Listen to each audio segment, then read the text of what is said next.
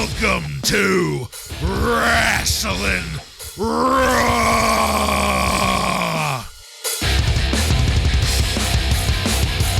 All right, you're listening to Wrasslin Raw, the podcast that takes you back to when Raw became war and Attitude ruled. Thank you for joining us. You're here with Ryan Arico. You couldn't find your ass! Joe Giammatteo. Chyna, let's go out on a date. No sex involved. The one and only Jason Bartlett. We're going to examine WWE history, one episode of Raw is War at a time. In this episode of Wrasslin Raw, we're going to be talking about the Raw that aired on November 16th, 1998. This Raw was recorded at the Rupp Arena in Lexington, Kentucky, and features Jim Ross and Jerry the King Lawler on commentary. Are you guys ready? I'm ready. Ready. All right, then, let's get into it. We kicked this episode off with a video recap of one of the various screwings of Steve Austin last night at Survivor Series. Thankfully, the double middle finger from Shane McMahon had already been blurred out. They saved some money in post-production on that one. That was followed by the McMahon crew coming out to a chorus of boos. This was Shane, Vince, the Big Boss Man, and the Stooges, Briscoe Patterson, and Commissioner Slaughter. Vince was reveling in the comeuppance he had dished out at Survivor Series last night, repeating that a damn fool is someone that has to do things the hard way, which was a little throwback to a few weeks ago that I really liked. I got a pop out of me on that one. Vince then introduced, by way of calling him the corporate champion, The Rock. And man, did this crowd light up even more. I got goosebumps watching this. I mentioned it during our Survivor Series episode, but now we have someone on equal crowd footing with Austin. That electricity is still there, but now it is amped up. We have a heel for our babyface to chase, and Rocky got on the mic. I loved the line from The Rock. The Rock never sold out. The Rock just got ahead. Great line. And my God, this was a promo that we've been waiting for, the kind that The Rock is known to give. This was everything that we've been looking forward to. The crowd lapped up all of it. I also loved that The Rock brought it all back to Die Rocky Die and Rocky Sucks, and how The Rock never forgot it. That was great shit, pal. And The Rock also dubbed the People's Elbow the corporate elbow, and called it the most electrifying move in sports entertainment. And by the time things were over, we got a view of Stone Cold arriving to the arena up on the Titantron. The crowd erupted again there, and to really drive home the conspiracy, Vince then insisted on replays of all the different ways that Shane had helped the conspiracy up to that point. We even got a highlight of that gullible fool Mankind getting his makeover, and finally the fake submission from Mankind at Survivor Series, and all of the screwings got repeated again. But just then the glass broke and Stone Cold Steve Austin came on down with a microphone and some kind of paperwork in his back pocket. He gave the Total Corporation the double middle finger, and it wasn't blurred out, so that was nice. They saved the blurring for the pay-per-views. Right, when it really matters. Austin immediately commandeered the crowd. We did find out that new contract states Austin can't touch Vince or Shane, but we also got reminded that Austin has a title shot in his contract tonight. Things then got especially ridiculous when Judge Mills Lane Now, he appeared up on the Titantron to verify the legality of the document, and the delicious irony there being that Mills Lane is not a legal professional at all. He is a boxing referee that got famous for his let's get it on line, and later on his tone of voice when doing the referee duties for Celebrity Deathmatch, the claymation show on MTV. He also had a Judge Judy type show on television there for a while, which is the set that he was reporting from. Yeah, legitimate Yeah, he's judge. a real judge. I don't know what you're talking about. It's all a work, pal. And that is where we ended this. Vince and The Rock got their time to gloat. Austin got his title shot tonight, and we've got our reason to stay tuned for later. I really loved how deep the story goes here. So, Joe, what did you think about the way we started the evening here? Well, it's hard to believe, but Mr. McMahon actually has more heat with the crowd now more than ever. So yeah, that's crazy. this was a great Fallout. This is the Fallout show from Survivor Series. So this is one of the best Fallout shows in a long time that we've had, I think, for a pay-per-view, because they've been fucking around with the belt for several months now, it seems like. So we actually have Ever since Cahoots. We have a legitimate champion now. And to me, The Rock is a better heel than a babyface. I think that Dwayne Johnson, personally, I think he's a phony babyface in real life. I think he's actually a pompous asshole. So he fits quite well with the corporation here and playing this heel gimmick. It's just a good fit for him. And it was pretty ballsy for them to put the title on him already, but it also makes a lot of sense because now Austin has to chase after something. He has to chase after The Rock because he's, like you said, Bartlett, he's on the same level as far as how over he is. And The Rock also has the belt. So Austin has to chase after that as well. So I like this. I like what they did here with the Survivor Series. And Stone Cold, when he came out, right before he came out, it did start to drag a little bit because they did that whole, let's find out how Shane was in on it the whole time. And then we had to see all that ridiculous footage and stuff. But Austin comes out, and I love a good legal document on wrestling. I do like when they bust those out. So that was fun to see. And of course, the real judge, Mills Lane, confirming it was nice. Yeah, there wasn't much to really dislike about this segment at all. Shane and McMahon come out and rub it in everyone's face. The Rock comes out, calls everyone pieces of trailer park trash, and they must all have humiliation kinks because they fucking loved being called trailer park trash. They ate it up.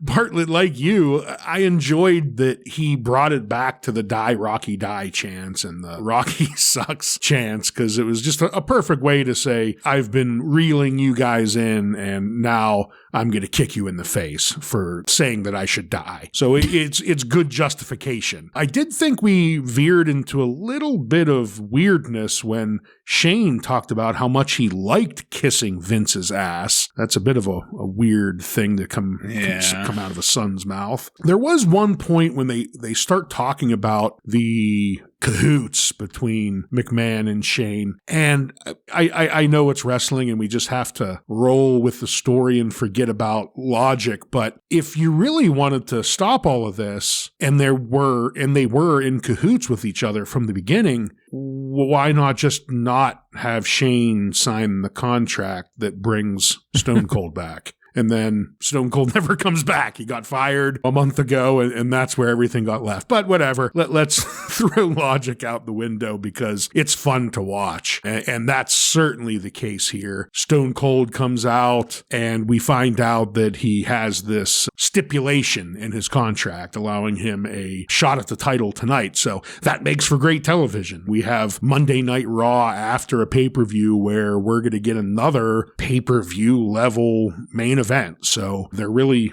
making sure we stick around for later. And Mills Lane being added here was just extra bonus because he delivered his lines fantastically. Like I can't remember a celebrity guest that delivered his lines as good as he did. And when it was all said and done, I paused it just to see. And this was just over 21 minutes of pure drama. So I know Joe had to be fully erect after this segment. Throbbing. Good Lord. Oliver Stone, eat your heart out. All right, guys. Well, as much as we can enjoy that and reliving it and talking about it, we could keep talking about it. We should. Yeah, well, I tell you what, I don't have much here, so let's just get through our first match of the night. D-Generation X, that's the Road Dogg, Billy Gunn, and X-Pac defeat the Oddities. Golga, Kurgan, Giant Silva with Princess Luna and ICP by pinfall in 2 minutes and 52 seconds in a 6-man tag team match. Ugh. Hey, Joe, what the fuck? I thought ICP was out. Yeah, so did Dave Meltzer. So I was very sad when I saw. He's a rotten liar. Yeah, dirt sheets. I want my money back. I love the dirt. Well, as we all know, 6-man tag team match, that's not a great way to start this. You add the rest of it in. Doesn't bode well. It sucks that D-Generation X is part of this. We had come back to this after a commercial break. Everybody was already in the ring, just as the bell had rung. And after the finishing bell, the headbangers jumped X-Pac. That's all I have. Yeah, it sucks that D-Generation X is in this. So, Joe, please, what do you think of it? Yeah, that seems to be a running theme. Basically, whoever is up against the oddities, it's like, oh, it's a I damn feel shame. so bad for these people. And this week it's DX, which I don't know. To me, I'm at the point where the New Age Outlaws just suck. Outside of their entrance, they basically suck now. And we didn't even get to hear their entrance tonight because they cut it off. So this was we had to hear the oddities music. Yeah, this was just fucking horrible all around. And the ending, the only thing I can hope for is with this ending, maybe they're working ICP's exit from WWF. I don't know, but We could hope. I certainly hope so. Like the both of you, this was piss poor. I feel bad for DX that they were put in this situation. Yeah, like you said, Joe, hopefully with the way it ended with ICP hitting the oddities, that their relationship is going to fizzle and we won't see them anymore, and hopefully not see the oddities much anymore either. At the end, they try and bring out the headbangers who attack Road Dogg, but again, I don't care about any storyline the headbangers are involved in. So I don't know what they're going to do with that. Just piss poor all around. Yeah. Yeah, I do want to go back to something you said here, Joe. That comment about the New Age Outlaws, that's a little spicy. Yeah. I don't know if it's wrong, though. I don't know if it is either. What have they done recently? You're right. You're right. And that's why I wanted to come back to it, because I hadn't considered that before. But as soon as it came out of your mouth, Joe, I'm like, that's spicy, but it tastes good. I think you're speaking some sense there. They've been in just a slew of shitty matches recently. Right. And it's like they've plateaued. Yeah. They've plateaued with the oddities. They did. They came out. They've plateaued with their shtick. And that has caught on. Yeah. But outside of that. Yeah. Yeah, they're not involved in any storylines that are remotely interesting. Yeah. Really DX in general. Now that, because right now we have Triple H, who's apparently still injured, so we haven't seen him. Chyna, we haven't seen her in a long time. Up in tonight, not to spoil anything, we'll finally see her again. But DX in general has just been petering out right now. Yep. I think maybe Hunter's injury is a big part of that. He has been out for a while now, so it makes sense. And I remember this happening back in the day, but I thought we had a little more time with the full DX, because pretty soon... Well, I do think they're going to resurge here again. Okay. For at least a little bit. Okay. Well, I hope you're right, because I thought we got a little more of them before we ended up with like X-Pac teaming with Kane. We still have where they help Mankind win the belt and stuff like that. Ah, okay. Yeah. Yeah. Okay. Well, that's something to look forward to for them then. Right. We'll keep it going then to some footage of Mankind entering the building through some kind of boiler room, screeching about having to get his hair cut and that he's coming home to Vince. That was followed by a scene of the corporation doing a strategy session to mitigate the Mankind concern, with Patterson drawing a short straw since Pat has known Mankind the longest. Remember, he's gullible. He is. He is. Patrick? Pat was picked to go looking for him. Meanwhile, Ken Shamrock came down to the ring then, and I was a little confused, and commentary was also confused because this was not listed as a match, and things took a downturn when Kenny grabbed a microphone. As it typically does. Kenny said he got screwed at Survivor Series, and then called out the Big Boss Man as having screwed Kenny over, and challenged the Big Boss Man to a match later on tonight, and then threw in the IC title as a cherry on top. And that's where this segment ended. And I gotta say, I think that Kenny did pretty well here. He kept it short, he kept it sweet, he did not try to get clever, he did not try to get witty, and I wasn't at all offended by what he had to say here, and frankly, I like what he was laying down. I like that we had this title challenge. That's something that you don't often get, just a straight up, I'm throwing the belt on the line, let's do it kind of challenge. So, Ryan, what'd you have to say on that, and then the corporation trying to solve the Mankind problem? I loved seeing Mankind come in through what could only be described as a boiler room. That was great. Him screaming to Vince that he was coming home and then immediately cutting to Vince making fun of Mankind, but saying even though he's an imbecile, he is also a lunatic. And Pat nervously goes off to go look for Mankind. So that was a good little comedy skit there. Ken came down. We got a typical Ken promo telling Big Boss Man it's knuckle up time. And Kenny's going to put the IC title on the line, which is cool. I like that. So I'm looking forward to that match. Yeah, I really like where they're going with Mankind here. Another great fallout from Survivor Series, because people like nice Mankind. They like the have a nice day Mankind. They like the goofy Mankind, but I personally like the crazy, unstable Mankind. The best. He's the best version for sure. And that's where we are now, because he's pissed with the corporation. And so I like where they're going with this. It's going to continue, obviously, but this is a good start to it. And yeah, Ken Shamrock, I got really nervous when he had a live mic in his hands, but it was Someone quick cut and the power. It was quick and painless, so it got the job done. All right. Well, let's move then into our next match. Val Venus defeats Mark Henry with D'Lo Brown by pinfall in 2 minutes and 37 seconds. Huge crowd pop for the serial cucker. The citizens of Lexington must be a bunch of degenerates. And the ladies especially loved Val's little opening promo, even when he promoted the spread of venereal disease by having unprotected sex. This man is not a babyface. I don't know how we keep getting there, but... creepy and gross, yeah. He's basically advocating for the spread of STIs here, and it's just not cool, man. 90s were a different time, brother. Yeah.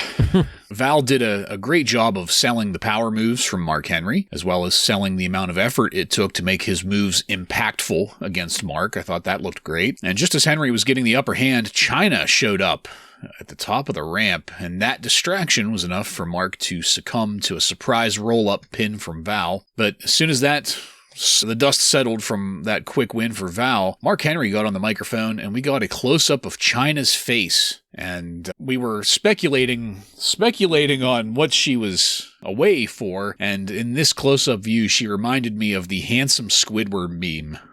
Where we've got that artistic portrait of Squidward with the chiseled jaw. Chyna's jawline has been significantly altered, and she was still a little swollen by the looks of things. Her lips definitely had been Botoxed, and I was really hoping that she wouldn't have to make any facial expressions and ruin all of that work by trying to be a human too soon after the surgery. She needs to let some of that settle. Really, the biggest thing that she reminded me of was the puppet Blade from the Puppet Master movies. I don't know if you guys remember that.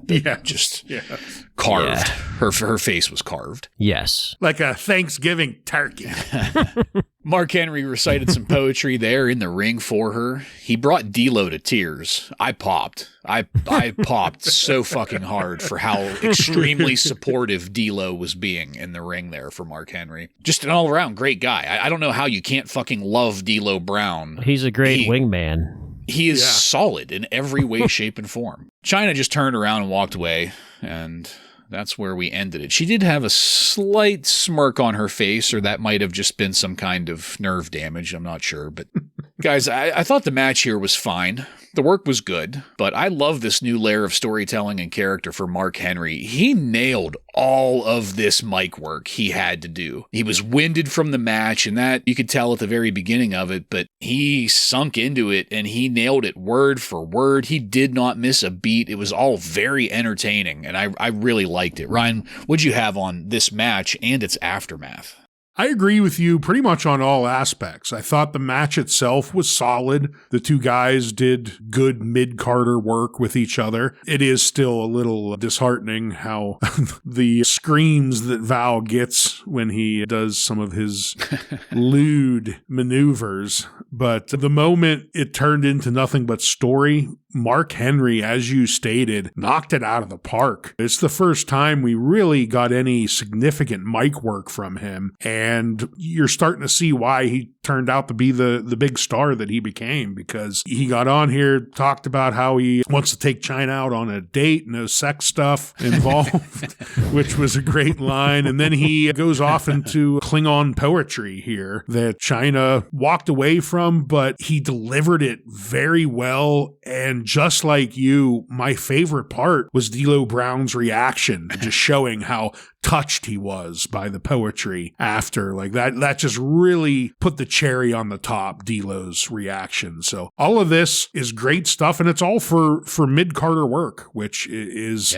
cool that we're building up such stories for insignificant people, to put it lightly. Yeah, the match was fine. It was a mid-card match, like you mentioned, and Val Venus is super creepy and gross, as he always has been. And Mark Henry, I like the direction they're going with him and Chyna. This has been a slow build-up, but I don't mind it. I think that they've been working it quite well, and actually, Chyna taking some time off there was probably a good thing for the story. I think it just brings it back. She was gone for probably, I don't know, 3-4 weeks or so. Yeah, it seemed like about a month. But they picked up right where they left off, pretty much. And this is going to send us into a memorable gimmick for Mark Henry. And it's really fun to see this evolve week by week now. Yeah, and just a small tidbit here. We have Chyna appearing without DX, but in the same show. So DX came out.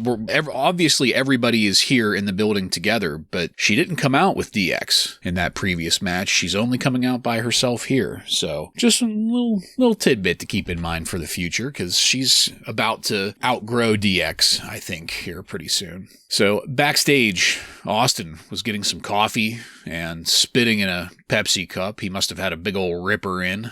And in the corporate locker room, Patterson wasn't able to find the boiler room, which of course pissed off Vince. Vince said, "You couldn't find your ass."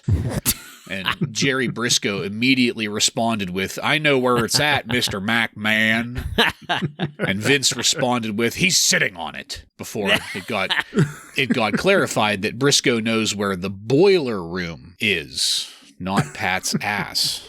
And so Jerry was sent to talk to Mankind. And that ended it. It was a very short exchange, but I absolutely loved this. Joe, what did you think of it? These guys are just so good at acting like total stooge dumbasses, and it's just great. Many times there has been bad comedy in wrestling, but this is just so naturally good. These guys are basically like, they're coming off as just basically being themselves. Yeah. And it's pretty hilarious. Yeah, they're doing a great job. Obviously, they're comedy segments, but I think the biggest plus to it is they're not dragging them out. These are just little quick 15, 20-second segments where you get a quick little laugh and then we move on. So done perfectly. Yeah.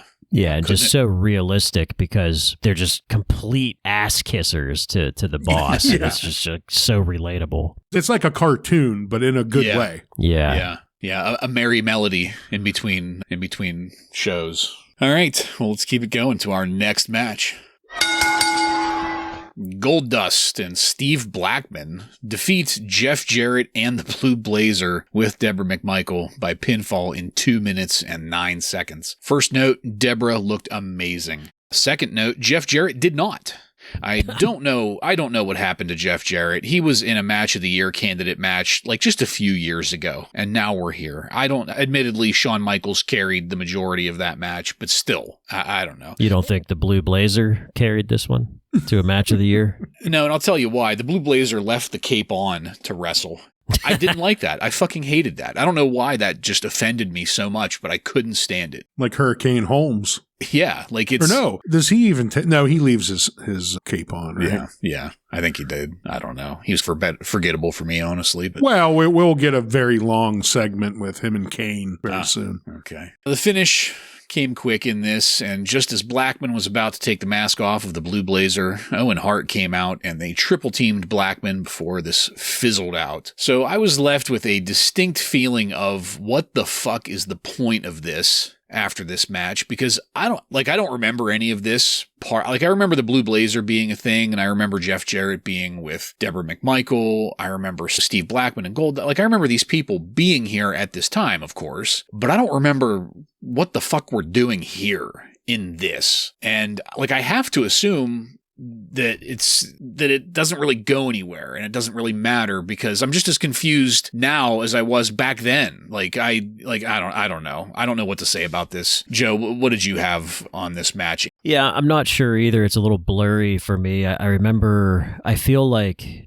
Double J and Owen Hart eventually team up, because I know I've heard stories about Double J, Jeff Jarrett, being really good friends with Owen Hart in real life. So maybe that's why they're doing all of this, just kind of a comfort thing. They're putting these guys together, but it's blurry. Like I said, Owen Hart's death happens in early of 99. So yeah, I think it's there's March. Not much time left between now and then. So I just don't remember where all this goes, but Owen basically shows up here so they can all beat the shit out of Steve Blackman again. This is like a few weeks now. We've been seeing this, got his dick punted again. Yeah.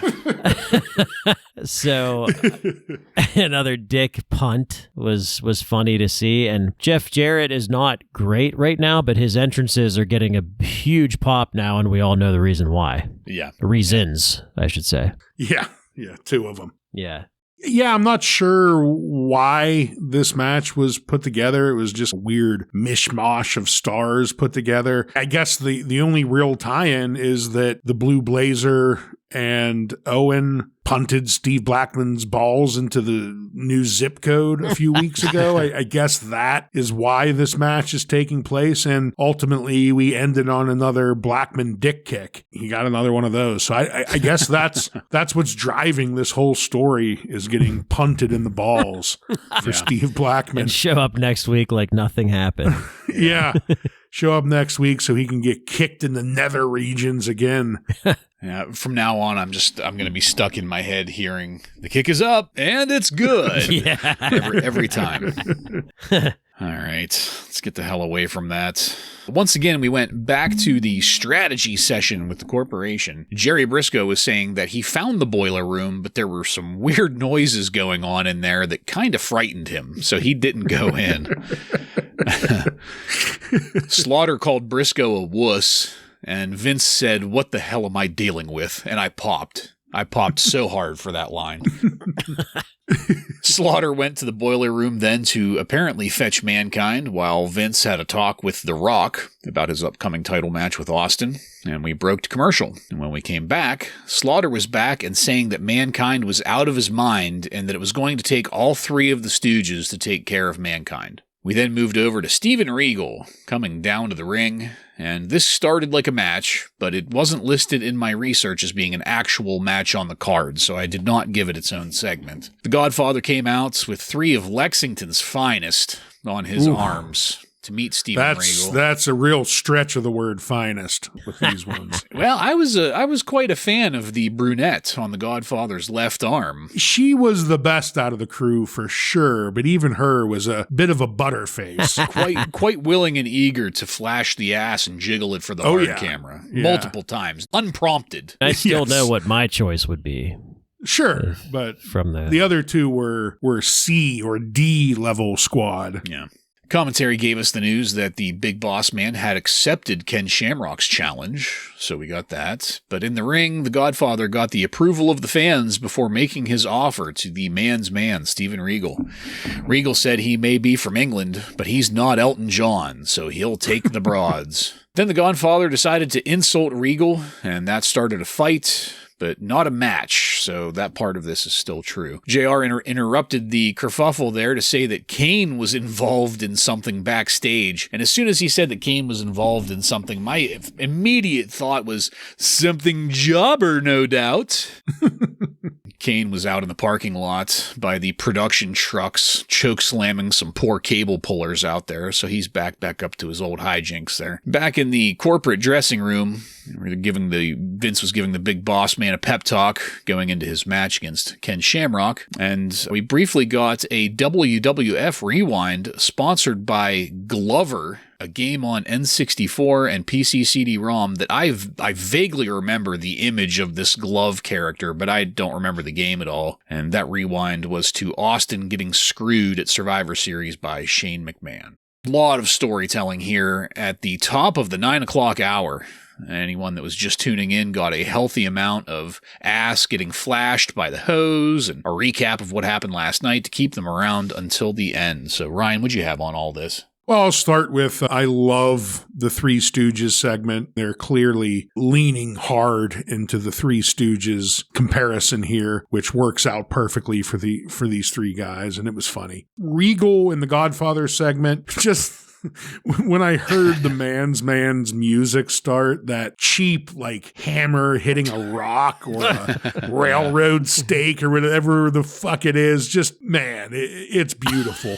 And generic. So that was great. And still the complete opposite when we're talking about this man's man, and then they give him the mic and it's this posh Englishman saying how he's English, but he's not Elton John, so he's going to take the women. But the Godfather didn't seem to like that. So I don't know if we're building a program between these two, but he insults Regal using some words from Archie Bunker. Yeah. And then we see Kane. He's beating up on technicians again. So I don't know if he's going to bust out any fire and burn any, but back to good old Kane. Yeah. Back for that. So a whole lot of storytelling here, but we just kind of kept on chugging along. Yeah, we have not seen Mankind yet, but again, they're making Mankind look really good here. They're making him look like he's some kind of like a horror movie villain or something, which is like a Hannibal Lecter type character, which is pretty cool. And then the Regal and Godfather situation, Steven Regal clearly made the right choice, taking the broads.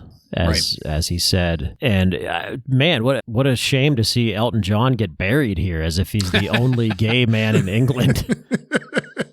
Jeez, just taking shots here on WWF television. And then Kane, I don't know, man. I still think he's a total jobber, especially after seeing him lose again to The Undertaker at Survivor Series. So I don't give a shit that he's choke slamming cable pullers right now. Yeah. Didn't he run away from the police when they started to pull up? No, not run away, but like he turned around and walked away. He didn't want to choke slam any police officers. So he jobbed out there, too. That's what he does. Yeah. Something jobber, no doubt. Okay, let's go to our next match. Ken Shamrock versus the Big Boss Man ends in a double disqualification in 3 minutes and 57 seconds in an Intercontinental Championship match, with Ken Shamrock retaining the title as a result. I know I'm repeating myself, but I love having the Big Boss Man in the ring.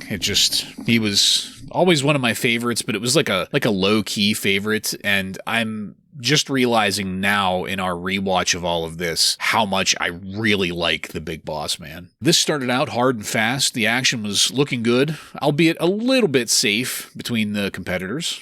And I liked the action. I did have to laugh at referee Mike Chioda trying so hard to count those chokes in the corner and achieving nothing out of it. And I take that back. He did achieve something. He got a punch in the face from both Shamrock and the Boss Man at the same time. So that was great. Knuckle up time. That's what got the double DQ. But Shamrock and the Boss Man didn't care. Commentary pointed out that they came to fight and would fight regardless. A flood of officials came out to separate them, which did eventually happen. But then Vince and Shane came out, Vince yelling at both Kenny and the Boss Man. Vince started a promo directed at Shamrock with, "I could use a man man like you. I especially liked the line, every corporation needs a dangerous man, with the King saying, Kenny looks corporate, in response, and I popped for that. And this ended with Kenny shaking hands all around. Ken Shamrock is now officially a member of the corporation. So here we are. The corporate stable is getting rounded out. I am loving the way that this is all playing out to clearly delineate our heels. The match itself was decent, but the storytelling here was excellent, I thought. Ryan, what'd you think of this match and its aftermath?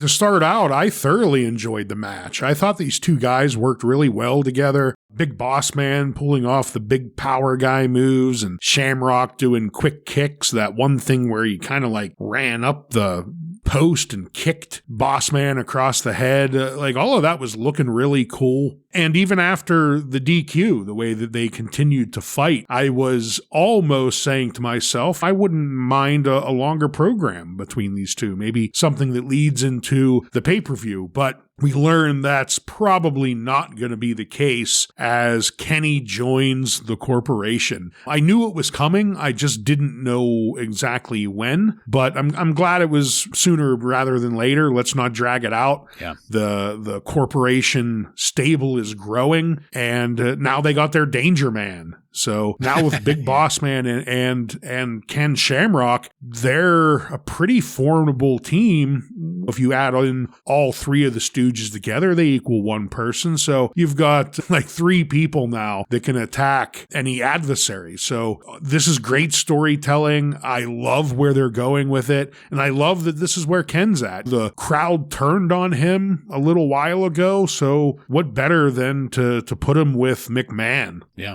Yeah, I agree. The match happens, and then we get a damn good segment with Vince here. Vince is acting like a cult leader with Ken Shamrock here. He's telling Ken he's a lot like him with a shitty upbringing and all this stuff. Yeah. And Ken, this is your new family. But he comes across like a cult leader here promoting Ken Shamrock, and I like this a lot because Ryan, like you said, he's Ken Shamrock. The fans turned on him a couple months ago, and this is just a really good natural fit for him. They need more muscle and danger in this stable that they're building because Stone Cold Steve Austin is that big right now that you have to have more than just The Rock for him to go up against. And now we're seeing not only is Stone Cold Steve Austin a huge babyface, but so is Mankind. So Mankind needs to have some opponents as well. So they're really building this stable to be a good thing. And they have both the world champion and the intercontinental champion now. So they've got all the important belts because nobody gives a shit about the tag team or light heavyweight belts. Light heavyweight belt? What? Yeah. Christian, remember? Christian, Oh, that's right. okay. That's right. Taka Michinoku? Who? I think there was a bracket at some point for that. All right, let's keep it going. Yeah, so I got a little mixed up earlier. This is what I was thinking of whenever I made that comment earlier about Kane, because after that, we went back out to the parking lot. When he looks like he's going to sexually assault a fan here. Yeah, Kane was out in the parking lot here getting ready to assault some fans that were there asking for autographs, and the Lexington Police Department showed up to respond to that, but that is what Kane got jobbed out of. And any further storytelling with Kane ended because we had to quickly move into our next match. The Brood, Edge and Gangrel with Christian, defeat Legion of Doom, draws an animal by count out in 2 minutes and 15 seconds. LOD were billed on screen as Legion of Doom. The King asked if they should be called the New Legion of Doom. We've apparently forgotten all about the whole 2000 thing, except for my research, which actually still had this as listed as LOD 2000. So I don't think anybody really knows what's going on. We know how well the new always works. Yes. When they go with that. Yep. So things got going, and the match was whatever. I really honestly don't have much to say about that because Hawk came out and he started climbing the Titantron, and I said out loud, holy shit, it's this episode. I thought of you immediately because I remember you bringing it up months and months ago. So this is one of those things that was just seared into my brain for you. Like, I've never forgotten this. This is one of my personal most memorable scenes from watching Raw back in the day. Hawk is climbing up the Titantron, draws an animal, went out to try to talk Hawk down, and that's what draws the count out. We broke to commercial break and came back to Hawk yelling, "I want to go out in glory." Paul Ellering even came out. He got on the mic to try to talk Hawk down again, and this was very drawn out. I did have to laugh when Draws started climbing the Titantron and Hawk yelled, "You're the last person I want up here." Well, we see why. Yeah, because then Draws definitely fucking shoved Hawk. They were trying straight up murdered him. Yeah. Attempted murder. Yeah, they tried to be ambiguous about it on commentary. Like, he might have shoved him. He might not have. It might have been an accident. We shouldn't drop. There was no might. No, yeah, he definitely just straight armed him right in the chest. Die, fucker, dead. Die. And he dead. Fell. And yeah. And now to Sable. Yeah. So he falls. He falls behind the Titantron, and we got like an outline of him falling down. Dead. Probably dead, yes. Dead. And we're going to take a commercial break and be back with Sable. Well, I had to laugh again when JR said Draws probably should have left this to the professionals. What, a professional assassin? Or The last views we got of this was, unfortunately, the DOA watching, because Hawk was DOA, get it? Watching Hawk speed off in the ambulance, and then the crowd popping for Sable's music like nothing happened. Yes. So I'll stop it there. So I've mentioned it in the past again. We've finally gotten here the most memorable moment of the 90s LOD WWF run, Hawk falling off the Titantron.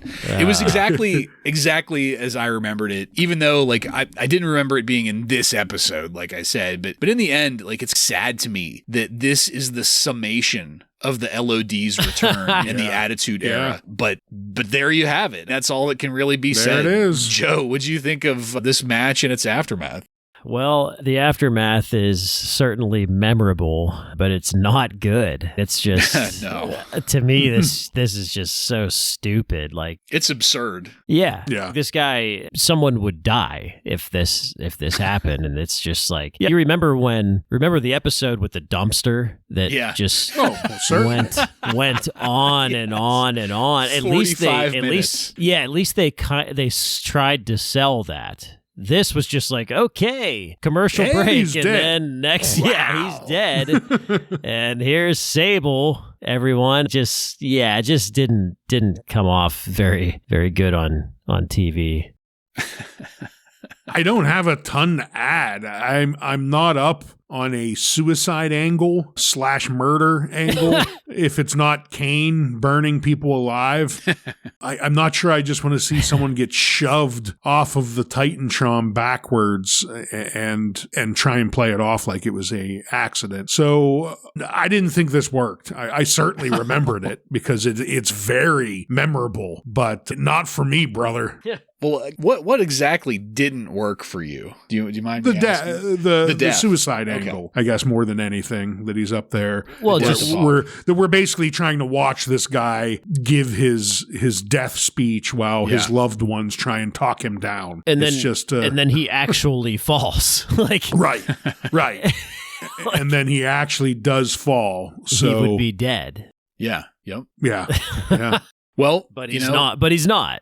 And that's what's ridiculous about it. It's touch and go there for a minute. It is. But he did want to go out in glory. He did. He said that. But I'm not sure he did. Instead, he got sent off by the DOA. Yeah, exactly. By the Nazi fuck brothers. All right. Which is another just totally fucked up part of this. Like, I didn't remember them showing up at all. And we haven't had them on our screens for weeks now, but they show up for this. No, thankfully. Right. It's just bad news all around. All right, we'll keep it going. So as I said, the last view that we got on our screens was of Paul Ellering weeping, and then wow, and the crowd popping. That pencil-necked geek, Michael Cole, was there in the ring to present the new Women's Championship title belt to Sable, and Michael immediately disappointed me by asking Sable questions. She fucked that all up by forgetting her lines for a moment, as she was dedicating her title to the fans that want nothing more than to objectify and grope her. But then Shane McMahon came out to remind her who actually made her a star, that being Vince McMahon. And of course, Sable started screeching as Shane started implying that she fucked her way to the top before leaving. Sable tried to one-up Shane in the end by suggesting that he visits prostitutes, but it fell really flat with her shitty delivery. And here we got a quick update that Hawk was at the hospital still getting worked on, and that the Rock medical facility. Yes. Medical facility. Undisclosed medical facility getting worked on. And The Rock was in his locker room in anticipation for his upcoming title match against Austin. That was followed by a PlayStation Slam of the Week brought to us by the PS1 game Medieval, which I don't remember at all. I remembered it. Yeah? I rented it, if I remember correctly. So I did play it. I don't remember that. I do remember Glover, though, the one you talked about earlier. I always thought that was supposed to be the hamburger helper glove when that game came out. Glover. I'm getting too old for this shit. Yeah, see? Anyway. And he was only 40. He was younger than us when he said that. Yeah. Well, that Slam of the Week took us back to Mankind's confusion at SummerSlam and The Rock then taking Mankind down after he was duped in the final bracket match. After that, we got a view of the Stooges in the boiler room wearing football helmets, shoulder pads, carrying various weapons like a length of chain. There were a couple other things there. And the Stooges went searching through the boiler room, Patterson calling out, "Mick, we love you," over and over again. Mankind showed up and attacked them. The protective gear did a decent job of blocking the headshots that Mick attempted, but Mankind adapted to his challenges and achieved anyway, leaving the Stooges in a pile. We then got a view of Steve Austin before a commercial break. That was followed by Vince, Shane, the Boss Man, and Shamrock coming back down to the ring. Vince got on the mic to say that he resented Austin associating himself with Legal Eagles to get this match in the ring. And I again remind everybody here that Judge Mills Lane is a gimmick and not a legal eagle. Come on. It was also at about this time where I saw my favorite sign of the night, which we'll get to that here in a little bit at the end of things, but I just did a quick search here, and it says that Mills Lane is in fact a real and highly respected judge and legal professional in Nevada. So yeah, he's a judge on TV, so has to be. I don't believe a word of that. Well, I'm just reading the facts, sir. Yeah, Nevada, of all places, too. No offense to our Nevada listeners, but, that legal degree that you earn in Nevada stays in Nevada. That whole state's a work. Yes, exactly. Probably not valid anywhere else. He's a judge in one isolated county where the Bunny Ranch is. That's really what it is he adjudicates Bunny Ranch disputes. All right, so the bottom line with all of that is that this is going to be Austin's last shot at the title. So he's not going to get any more after this. Then they introduced The Rock, and that's where I'm going to pause it. So there were a lot of moving parts in this segment. Joe, I'd like to hear from you first on Sable getting her belt, the Stooges in the locker room, Vince in the ring, and all the rest of it. Yeah, Sable in the ring with Michael Cole was interrupted by Shane McMahon, and that's when things get interesting. Obviously, nobody wants to hear a Sable interview, so Shane interrupting that is perfect, and Shane did a great job here, basically just telling the truth, saying that Vince made Sable, which... Yeah. I mean, he really did. So that was really good to see. Now that Shane and Vince are on the same side, I love JR referring to Vince as Daddy Dearest all the time. I think that's funny as hell. And once again, Sable absolutely horrible on the mic. Just a terrible burn attempt on Shane here that was just didn't work for me, brother. It was so bad. It should have just ended with Shane talking to her, and then that's it. She just walks off mad. I don't know. Stooges wearing football gear to find Mankind is fantastic. Mankind attacking all of them with a lot of the acha, acha. That's pretty much all it was, but this was our first look at Mankind tonight. They've been hunting him this entire episode, and this was the first we saw him and beating them up, and I really enjoyed that. And Vince coming out here setting up that match. I'm just, all I have to say is I'm excited for The Rock versus Austin for free on television. Yeah. Starting with Sable in the ring with Michael Cole. So the thing that really didn't make sense to me here is, why was there like a special presenting ceremony? Like, this isn't the first time someone won the belt. Shouldn't they have just given her the belt at the pay-per-view after she won it off Jacqueline? I don't know why. Well, Yeah, they really don't know what to do with that belt. Yeah. Yeah. They've It's botched just that. so stupid, especially when your plans here are to put Sable on the microphone, like her weakest point. Why would you do that? Shane comes out and completely outclasses her in every way and then walks out. And to me, that was the ultimate real, I don't know, turning point of this, when she tried to have her robotic pre-remembered lines. They just fell so flat because he wasn't even there. He already dropped the mic on you and fucking walked away. Just shut the fuck up. Like, just so bad. Everything she does is bad. Yeah. The Three Stooges and the football equipment, perfect. They try to do something, but instead Mick leaves them in a heaping pile of humanity by the end of it all, screaming in pain. So that worked perfectly. I loved it. Yeah, Sable should have known her role after this, because she didn't get like a ceremony. She didn't even get a podium. She got fucking Michael Cole handing it to her. Like, that should tell you everything you need to know about your status in the pecking order. But I digress. Let's move it into the final match of the night.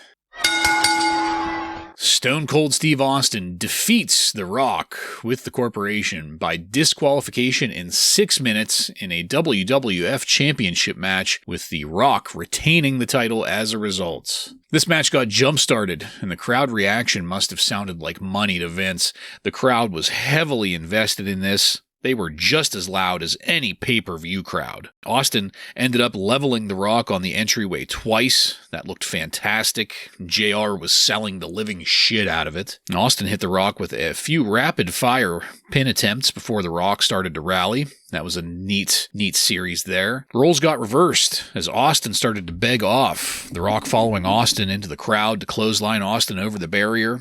Then around the announce tables. Plenty of disqualifying offenses happening at the outside, but Earl Hebner was our official, so you know the rules don't matter. By the time we got to the corporate elbow, these two had the crowd eating out of the palm of their hands. I loved The Rock shoving Hebner out of the way. Instant pop for me. Mankind appearing through the crowd to make an attempt at Vince McMahon, but then ended up running afoul of the big boss man and Ken Shamrock there. That put a nice little bow on the storytelling there. That was a great little piece of work. And there was electricity in the air when a couple finishers got reversed, but the series ended with Austin hitting a stunner. Shamrock pulled Austin's ankle to prevent the 3 count. And then The Undertaker came walking out with a shovel?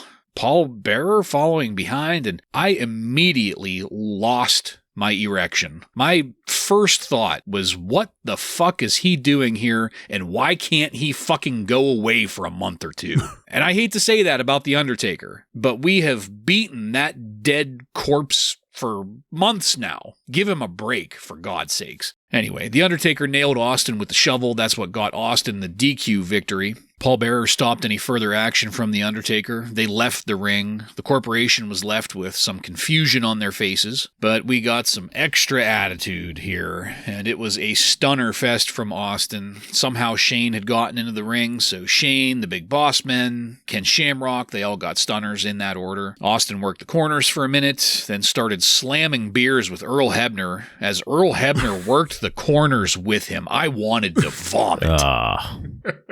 Puke. Just as Austin was leaving, he got back in the ring to work the corners some more. He got another beer tossed to him, and as he walked up the ramp, dumping beer all over himself, we faded to black. So I loved this. I was heavily invested in this. It was everything I remembered it to be from back when we were teenagers. Austin versus The Rock. That is just it's a great match, no matter what the format. And I am so excited for where The Rock and Austin are going to take us in the future. But man, the appearance of The Undertaker just fucking dropped me right the hell out of it. I have had enough of the fucking Undertaker for right now. I'm not saying he should be gone forever. Just take a break. I don't want to see him at the top of the card again for at least 3 months. At least. So, with that being said, Ryan, as our resident asshole for The Undertaker, I wanted to go to you first here to get your thoughts on not just the match, but also Taker's just random ass appearance here at the end. What'd you have on all this? Well, to start off, what a fucking main event here. The Rock and Stone Cold, and they really deliver. The beginning of this match was fast-paced, lots of great action, and on top of just the way the two work, we've mentioned many times how great the commentary duo of the King and JR are, yes. But here, it was just something special. The way that they were just working off each other. JR says how it would be impossible for Vince McMahon to have a heart attack, and the King just goes, why? Their chemistry between each other is just unbelievable at this point. And it just adds to this fantastic storyline. The match, I do agree with you that once The Undertaker came out with the shovel, I was in that why phase. Like, I thought we were moving on to Austin and The Rock, but I also remember, and this is looking ahead a bit, so it's a bit of a spoiler, but in my head, I remember at the beginning of the Ministry, which they somewhat allude to here, I think JR asks, is he joining the corporation? Well, of course, no, he's making his own separate stable at this point. And I do remember there being lots of the demonic Undertaker starting to like sacrifice on Austin and really start to go after him. So it may get better than what you're thinking it's going to be, but maybe not. Maybe you'll hate all of that stuff too. So I don't know. But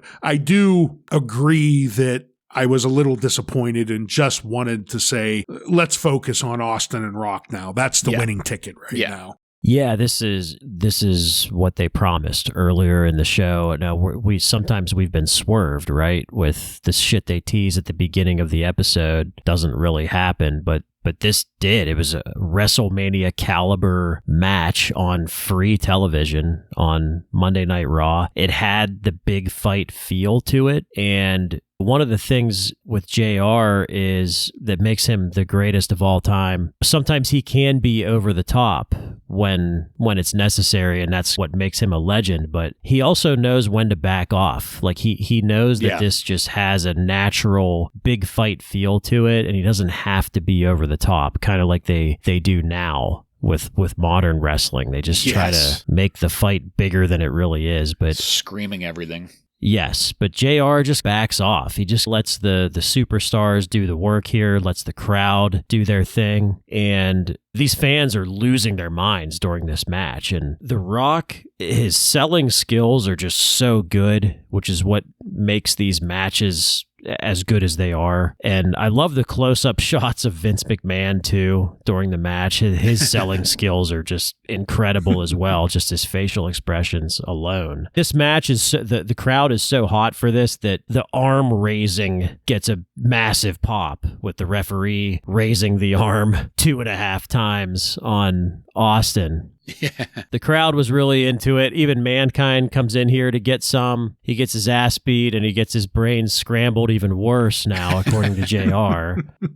And Undertaker coming out here, I felt the same way, because I just don't think that the Undertaker really needs to be at the top of the card right now. He just doesn't need to be there. Now that you have this thing going on with the corporation, and you have Austin and Mankind obviously being the top baby faces to go up against the corporation. I just don't feel like you need The Undertaker. And The Undertaker comes out here and just fucking full-blown Mark McGuire baseball swings this shovel at Steve Austin, which again is a little bit over the top. But this match in general was just, you could feel the electricity in the arena. The WWF obviously made the right choice with turning Rock heel the night before this. It's just going to get better from here. So they definitely made the right choice with doing that. And Extra Attitude was basically just Austin must stun for the crowd, pretty much.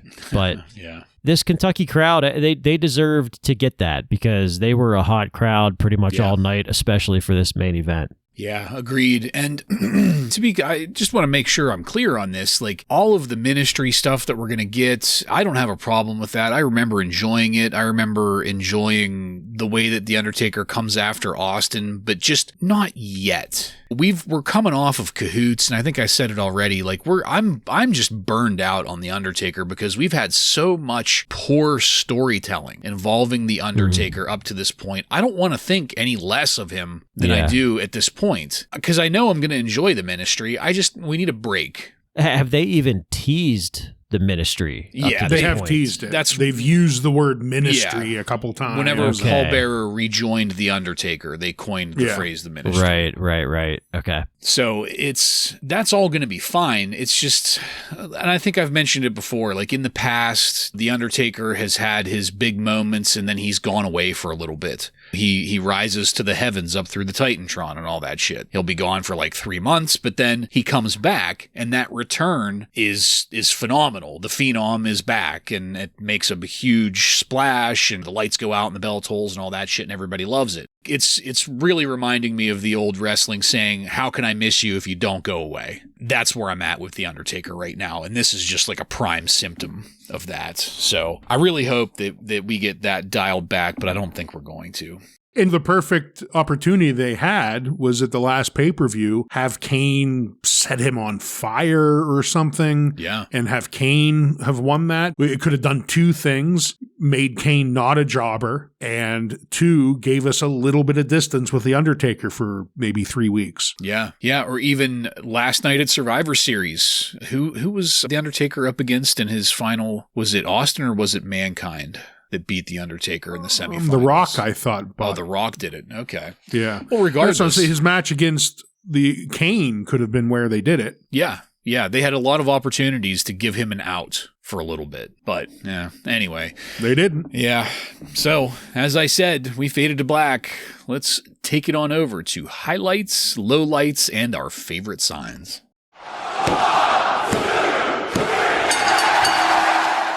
Joe, why don't you take that first?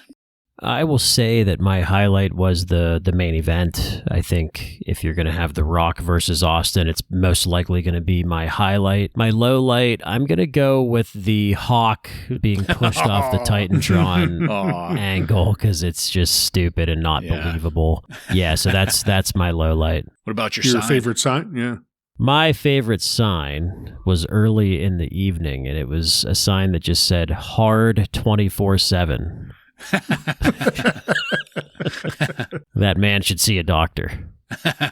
My highlights and lowlights are going to fall pretty in line with you, Joe. My highlight is the final match. I think that's easy. This was pay-per-view event or pay-per-view main event material here, and it paid off. And my lowlight is the Hawk suicide angle. I just, enough said there. And my favorite sign was also early in the night, but it was, "Hi, Mom. Ronald is drunk." So a little bit of ratting on a brother. Yeah.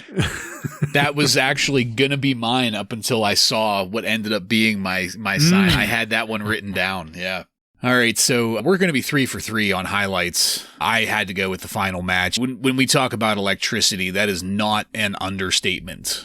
Because you got this match, you got this crowd, and there's a reason that we are entering the the first most profitable time in WWE history. You can make a lot of arguments for the 80s and Hulkamania and all that, but like this is the kind of shit that ended up taking them public. So you can't really argue with that, and the proof is in this final match. I had to be an 18%er on the low light though, guys. I had to go with a tie between The Undertaker's appearance in the finish of the final match, because that just really fucking chapped my ass. But then also it's tied with Austin giving Earl Hebner a beer but not a stunner. That is sad. I was really waiting for the rattlesnake to turn and stun Hebner, but it never came, and I did not like that. I really expected it. I thought it was coming, and the crowd would have loved it. But very unfortunate. Yeah. My sign, so I was originally going with Ronald there, but as I said earlier, I saw it pop up right before the final match, and it was a sign that said, Sable is HIV positive.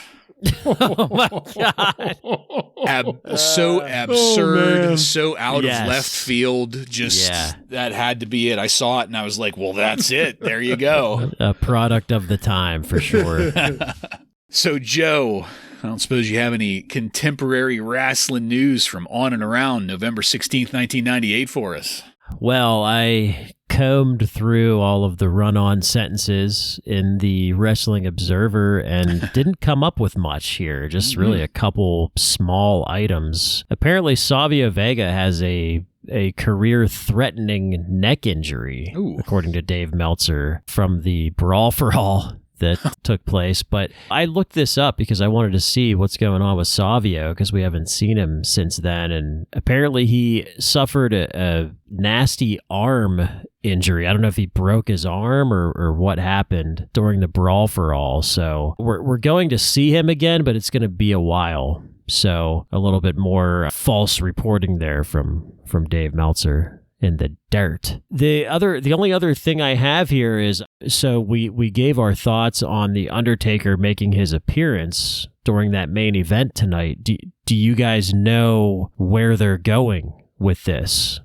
angle? With The Undertaker? Yes. In the very near future. Okay, not near future. I know the long play, but not the near future. Like next pay-per-view is what I'm asking. Okay, no, I don't. The shovel alive match will represent. That is correct, Ryan. The Buried Alive match is currently scheduled for the next pay-per-view, which is called Rock Bottom. Oh, nice. Dave Meltzer is reporting that there will be a Buried Alive match between Austin and Undertaker, and then there will be a match between The Rock and Mankind for the title. So that is most likely what we have to look forward to, and that was where they were going with the whole shovel angle tonight. Okay.